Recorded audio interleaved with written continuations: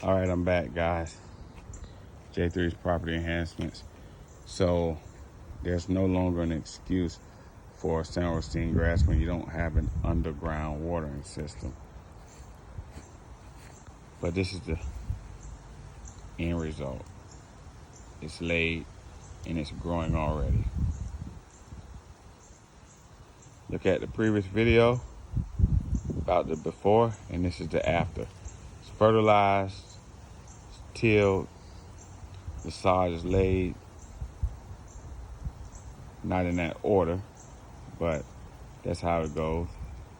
386-237-3074.